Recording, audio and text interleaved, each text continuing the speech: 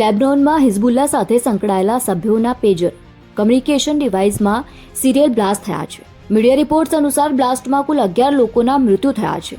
3000 લોકો ઘાયલ થયા છે. મીડિયા રિપોર્ટ્સ અનુસાર પેજર હેક કરીને બ્લાસ્ટ કરવામાં આવ્યા છે.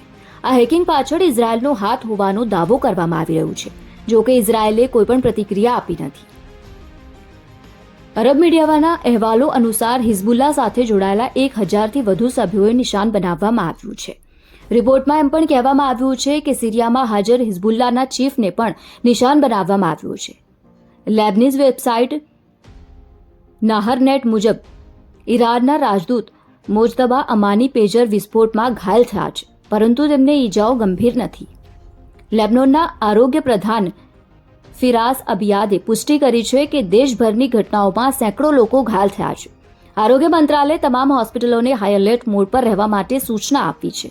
આરોગ્ય કર્મચારીઓને તાત્કાલિક તેમની હોસ્પિટલોમાં મદદ જવા માટે પણ કહેવામાં આવ્યું છે. મંગળવારે લેબનોન અને સિરિયામાં કેટલાક વિસ્તારોમાં પેજર સિરિયલ બ્લાસ્ટ થયા હતા. પેજરમાં લગભગ 1 કલાક સુધી સિરિયલ બ્લાસ્ટ ચાલુ રહ્યા. જ્યારે કોઈના ખિસ્સામાં પેજર વિસ્ફોટ થયું હતું તો કોઈના હાથમાં પેજરમાં ધડાકો થયો હતો. બધે સિરિયલ પેજર બ્લાસ્ટ થતાં લોકોની ચીસો સંભળાઈ હતી.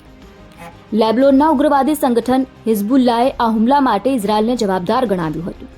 હવે એવો દાવો કરવામાં આવી રહ્યો છે કે ઇઝરાયલની જાસૂસી સંસ્થા મોસાદે 5 મહિના પહેલા પેજરમાં વિસ્ફોટક ફિટ કર્યા હતા.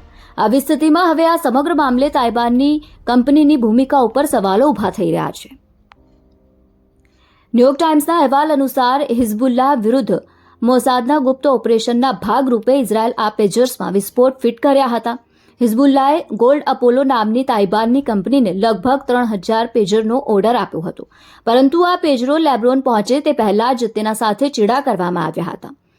આ પેજર આ વર્ષે એપ્રિલ અને મે વચ્ચે તાઇબાનથી લેબનોન મોકલવામાં આવ્યા હતા.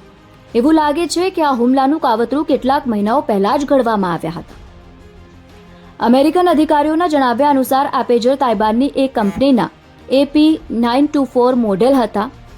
તાઇવાનથી લેબનોન મોકલવામાં આવેલા પેજરની બેચમાં દરેક પેજરમાં વિસ્ફોટકો લગાવવામાં આવ્યા હતા. આ વિસ્ફોટક પેજરની બેટરીમાં લગાવવામાં આવ્યા હતા.